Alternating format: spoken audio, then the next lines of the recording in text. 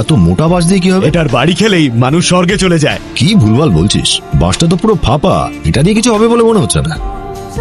পাঞ্চেই পাওয়ার থাকা দরকার কাকা, একটা দিলে মুখ বিগড়ে যায় যেন। ভয় পেয়ে গেলি? কি ট্রেনিং দিয়েছিস?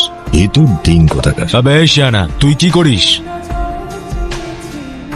কাল পর্যন্ত অনেক মারদাঙ্গা খুন খারাপি করেছি, ওই সেই গ্যাং ওয়ার, পাওয়ার প্লে খুব মিস করি এখন।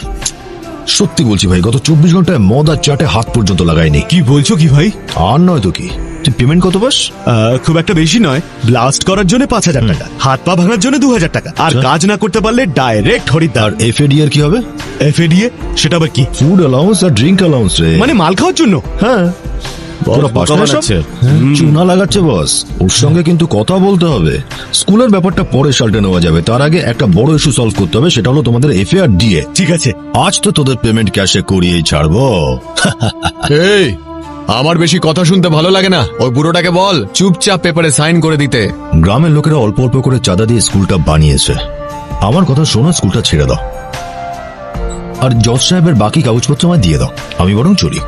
আচ্ছা, নাও শোনা নাও। নে নে নে, নিয়ে নে না। আরে নে না। হ্যাঁ বাবা, বুড়োটা পেপারে সাইন করে দিয়েছে? এখনো করেনি, কিন্তু ওর হয়ে একজন এখানে কথা বলবার জন্য এসেছে। কে ওই শালা?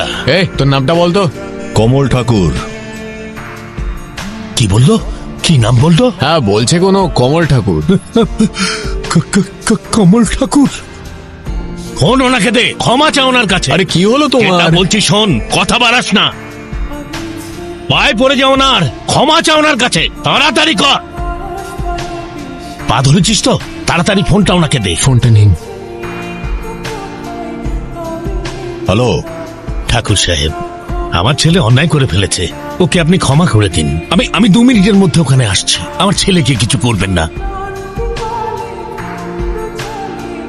ঠাকুর সাহেব, ক্ষমা করে দিন, আপনি যা বলবেন আমি তাই করব। আমার পেপারগুলো চাই। এই পেপারটা নিয়ে আয়।